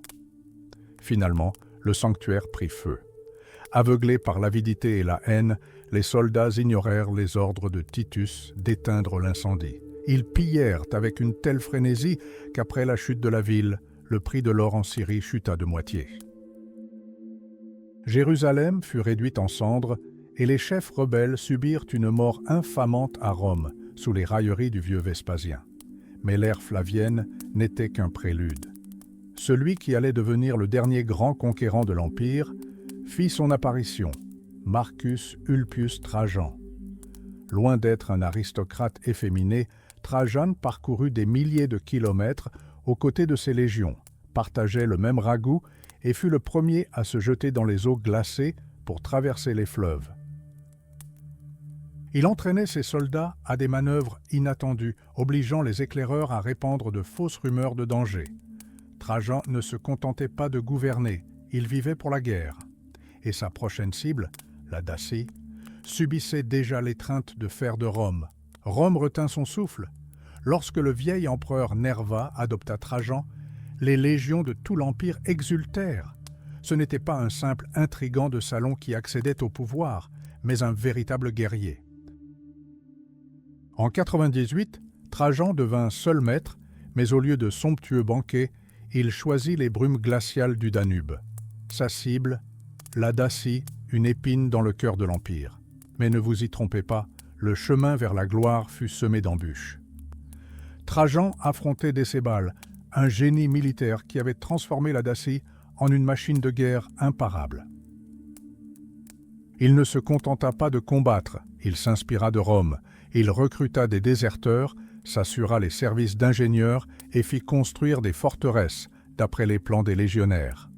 La situation devint si embarrassante que Rome fut contrainte de verser un tribut annuel aux Daces. Pour Trajan, c'était un affront personnel, une insulte que seul le sang pouvait laver. 101e année. Trajan engage 9 légions au combat, soit 1/3 de la puissance romaine. Un jeu psychologique s'engage. La légende raconte que les Daces, alliés de Trajan, lui envoyèrent un message inscrit sur un champignon géant. « Pars tant que tu es encore en vie ». L'empereur se contenta de rire. La bataille de Tapae fut un véritable carnage. Les Daces utilisaient des falx, de terrifiantes lames courbes capables de fendre boucliers et casques romains d'un seul coup. Le sang coulait à flots. Lorsque les médecins manquèrent de bandages, Trajan déchira lui-même ses précieux vêtements pour panser les blessés. La célèbre colonne de Rome porte encore les stigmates horribles de cette guerre. Des soldats présentant à l'empereur les têtes tranchées de leurs ennemis, les tenant par les cheveux entre leurs dents. Mais Trajan triompha non seulement par l'épée, mais aussi par son génie d'ingénieur. L'architecte Apollodore de Damas fit construire un pont colossal sur le Danube reposant sur 20 piliers de pierre. Merveille du monde, il privait les Daces de leur principal moyen de défense, le fleuve. L'emprise de fer de Rome se resserra sur Décébal. Seul l'anéantissement total semblait inévitable. Sarmizegetusa est en flammes. La noblesse dace, refusant l'esclavage, s'empoisonne au milieu des ruines de la ville en feu. Décébal s'enfuit dans les montagnes, mais l'emprise de fer de Rome est implacable. Acculé par la reconnaissance montée, le roi se tranche la gorge sous les yeux de l'ennemi. Sa tête, symbole de triomphe final, est apportée à Trajan. Mais le véritable choc pour l'Empire vient de l'or. Dans le lit du Tibre, des prisonniers exhument des trésors qui feront resplendir Rome plus que jamais. Cependant, Trajan, surnommé le meilleur prince, ne recherchait pas la paix. Il rêvait de la gloire d'Alexandre le Grand. 17 légions, une force colossale et sans précédent, déferlèrent sur l'Orient. Les étendards romains atteignirent le golfe Persique, mais c'était la limite de la force humaine. Des rébellions éclatèrent et une maladie soudaine terrassa le grand guerrier. Trajan mourut en campagne, laissant l'Empire à l'apogée de sa puissance territoriale. Son successeur, Hadrien, reconnut l'amère réalité. Rome était à bout de souffle. Il fit brûler des ponts, construire d'imposantes murailles et inculqua aux légions un culte de la discipline quasi fanatique. L'empereur n'était plus un politicien privilégié du Sénat, mais un simple soldat marchant dans la poussière, aux côtés des soldats. Cependant, ce dévouement à l'armée dissimulait un piège mortel. Au IIIe siècle, marqué par le sang, les légions prirent enfin conscience de leur pouvoir. Elles nommèrent et assassinèrent elles-mêmes les souverains, transformant le trône en une vente aux enchères sanglantes, où la vie de l'empereur ne valait que ce qu'il pouvait payer à ses soldats. Alors que l'Empire sombrait dans les ténèbres, Julien fit son apparition. Ce jeune philosophe, passionné de lecture, qui avait passé sa jeunesse en exil parmi les parchemins, fut soudainement proclamé César. Au son assourdissant du choc des épées sur les boucliers, le jeune étudiant partit pour la Gaule afin d'apaiser à lui seul la fureur des barbares. L'ère de Julien l'Apostate avait commencé, ultime tentative pour restaurer l'âme païenne de Rome.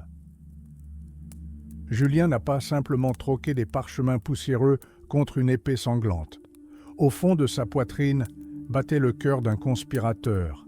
Tandis qu'il priait publiquement le Christ, il offrait en secret des sacrifices aux dieux oubliés de l'Olympe. Imaginez, ce rat de bibliothèque, considéré comme un faible par tous, croyait que le dieu Soleil lui-même lui était apparu en songe et lui avait ordonné de restaurer la gloire passée de la Rome païenne. Mais la Gaule ne l'accueillit pas par des débats philosophiques, mais par une odeur suffocante de brûlé. Cologne fut rayée de la carte et les féroces Alamans régnèrent sur les provinces comme chez eux. Et voici le plus intéressant, l'empereur Constance, rongé par la paranoïa, dissimula délibérément à Julien l'ampleur véritable de la catastrophe. Il le jeta dans cet enfer, comme pour l'abattre, espérant que les haches barbares débarrasseraient le trône d'un rival potentiel pour toujours. Julien affrontait un ennemi impitoyable, mais ses propres alliés étaient encore plus redoutables. Le général romain Barbatio, au lieu de soutenir l'offensive, fit traîtreusement brûler ses navires et détruire les réserves de blé, dans le seul but de saper l'autorité du jeune César. C'était une lutte sans merci pour la survie où la trahison d'alliés dans le dos était bien plus terrifiante qu'un coup de lance ennemi en plein visage. Tout s'est joué en 357, près de Strasbourg. 13 000 Romains affrontaient une horde colossale, 35 000 barbares assoiffés de sang. Julien voulait accorder un répit à ses soldats, mais l'armée était en ébullition. Les légionnaires, furieux, frappaient leurs épées contre leurs boucliers, réclamant le combat immédiat. Ils croyaient que leur philosophe était promis à un grand destin. Et ainsi, au zénith du soleil, Julien donna l'ordre fatidique. Une bataille éclata, qui allait soit ressusciter l'Empire, soit l'engloutir à jamais dans la boue gauloise. Êtes-vous prêts à assister à la métamorphose de l'élève d'hier en le commandant le plus redoutable de son temps? Les premiers à apparaître à l'horizon furent 3 cavaliers, des éclaireurs germaniques. L'un d'eux fut capturé et révéla tout. Les Alamans avaient déjà franchi le Rhin.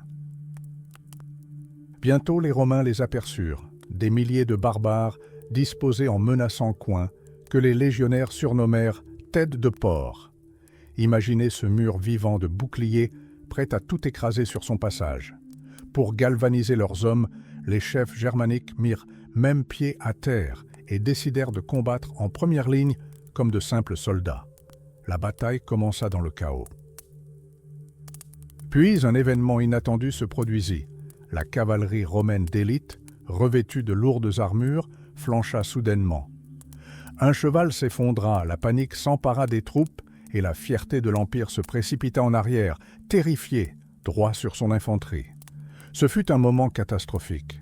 Si la ligne avait fléchi, la Gaule aurait été perdue à jamais. Mais alors, Julien lui-même fit irruption au cœur de la bataille. Un dragon pourpre flottait au-dessus de lui et sa voix perça le fracas des armures.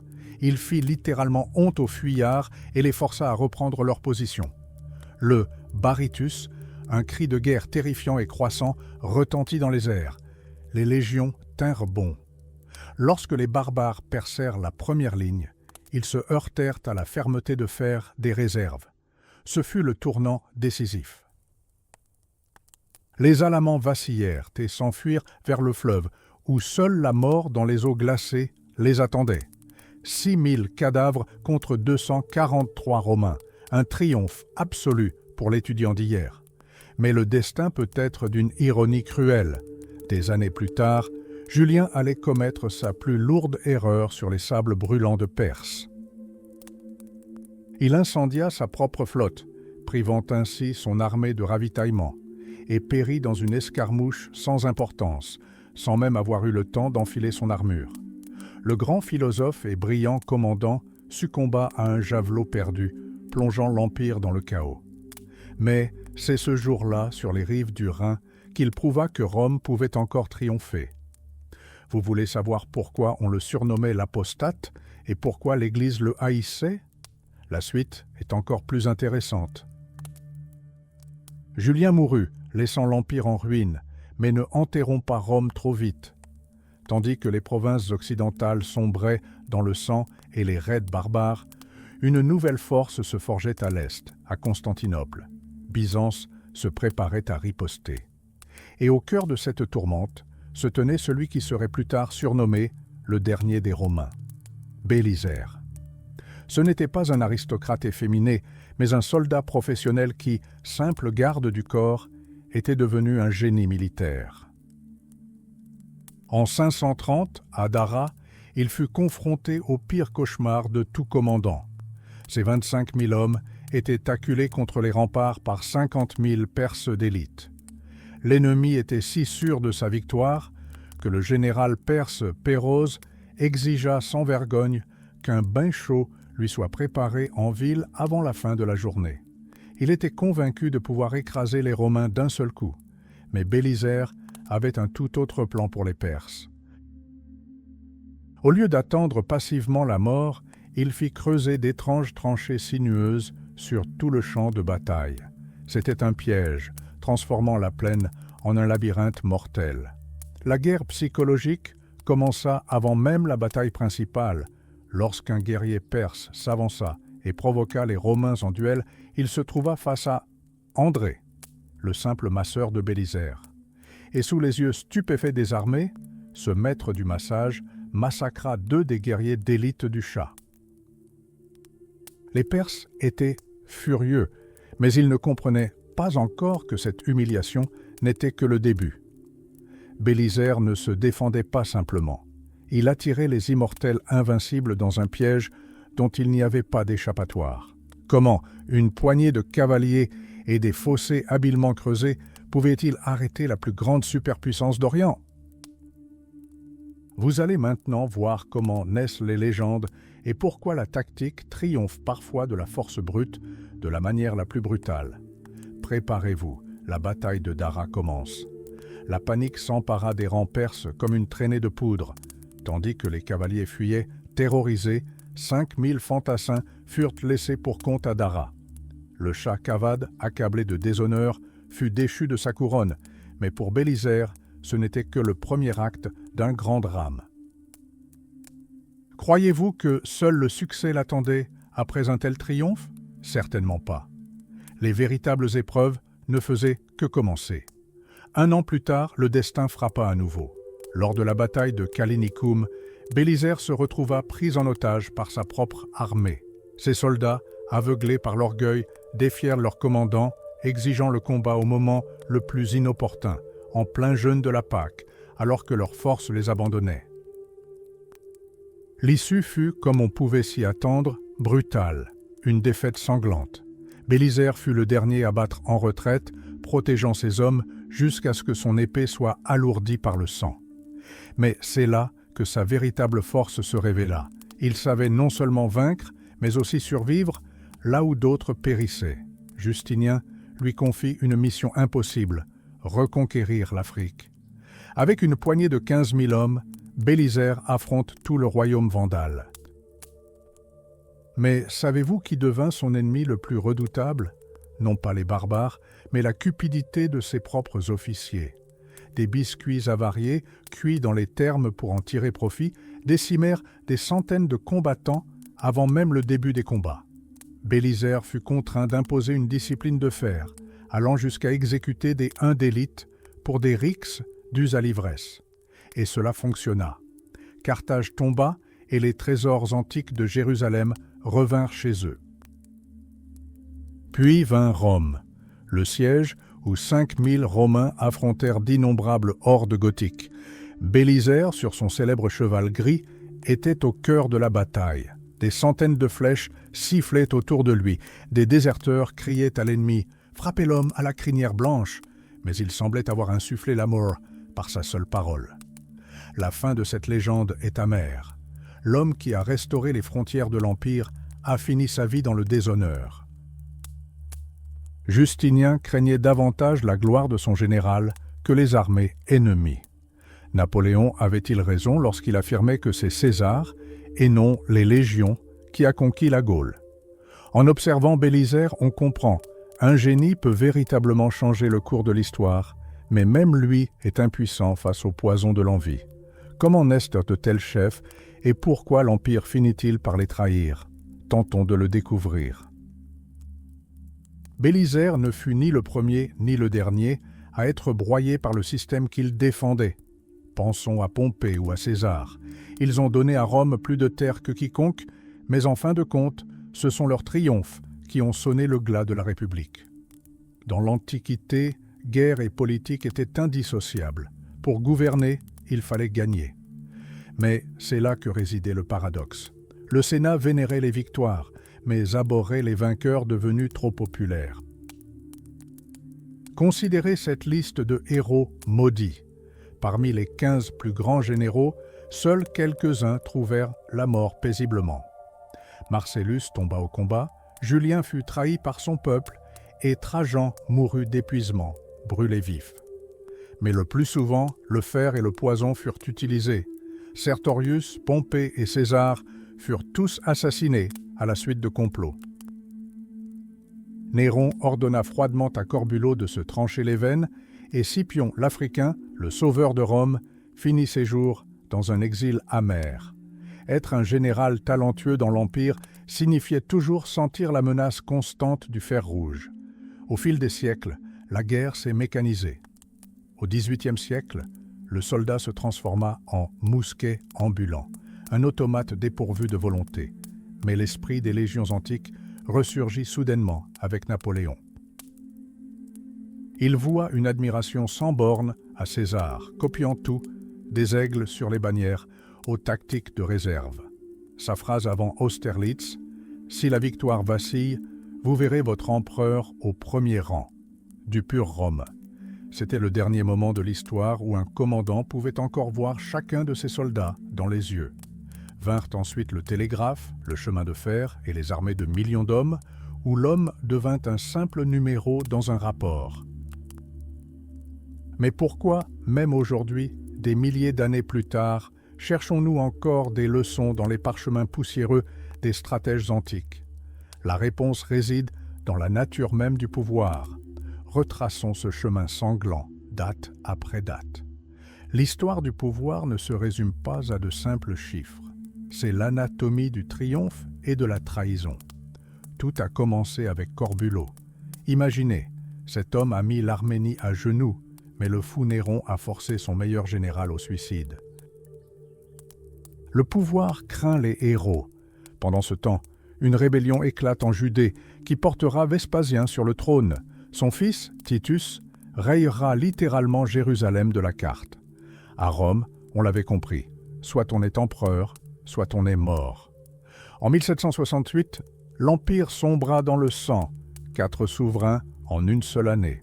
Les armées provinciales prirent conscience de leur rôle déterminant dans l'histoire. Mais le véritable point culminant fut atteint sous Trajan. Il ne se contenta pas de faire la guerre. Il anéantit des civilisations entières, comme la Dacie de Décébal, pour remplir son trésor d'or. Mais comment conserver ce qui avait été conquis par l'épée? Le temps est impitoyable.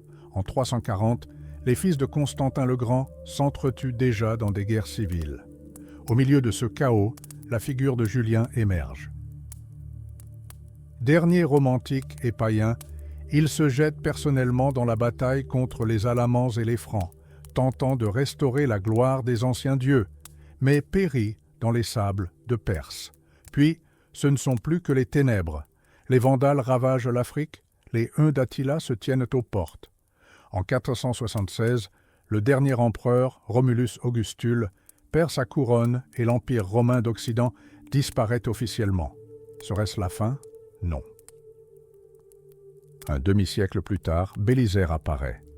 Un génie qui a presque accompli l'impossible. Il a reconquis Rome aux Goths, écrasé les Vandales et reconstruit l'Empire pierre par pierre jusqu'à sa mort dans l'oubli. Pourquoi cherchons-nous encore des réponses à ces dates? Parce que la véritable nature du leadership s'y cache.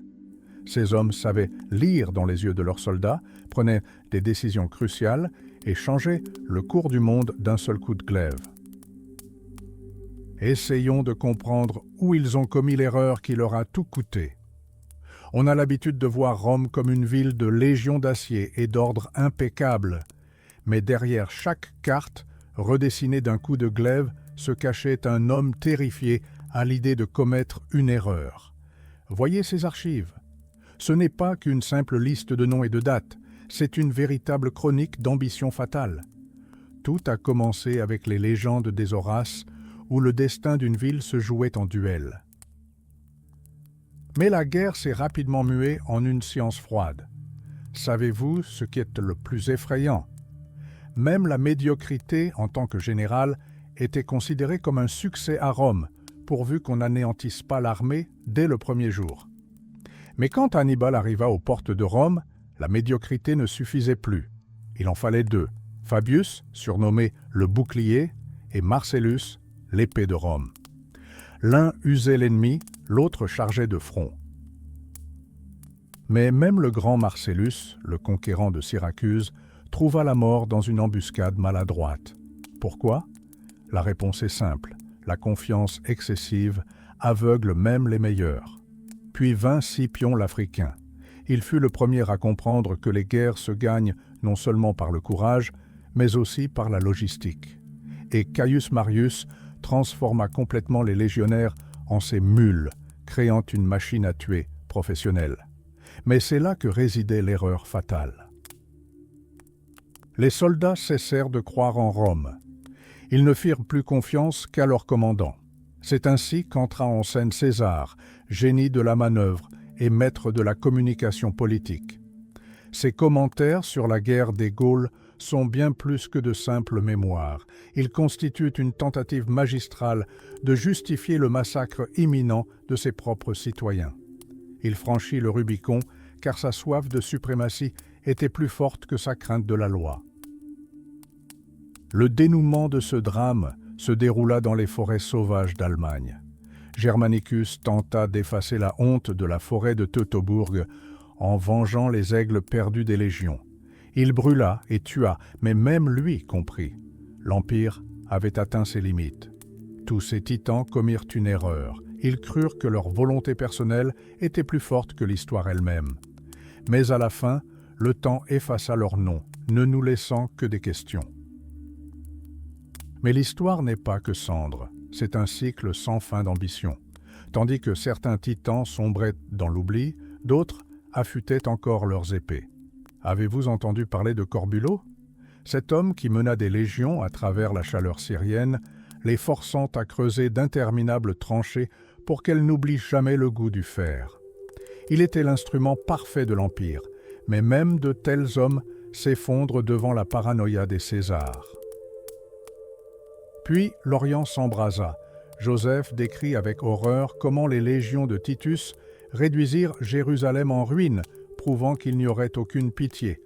Trajan poussa l'expansion à l'extrême, forçant les rois daces à choisir entre l'esclavage et le poison. Mais regardez dans les yeux de Julien l'apostate ou de Bélisaire. L'un tenta de ressusciter des dieux morts dans les forêts de Gaule, l'autre de replonger Rome dans l'ombre, se battant pour chaque pierre de la ville éternelle. Ce n'était pas seulement une stratégie, c'était une véritable agonie. Chaque ligne de Tacite ou de Procope n'est pas une chronique aride, mais le cri d'agonie d'une civilisation qui croyait que le soleil ne se coucherait jamais sur ses aigles. Mais le soleil s'est couché. Et que nous reste-t-il?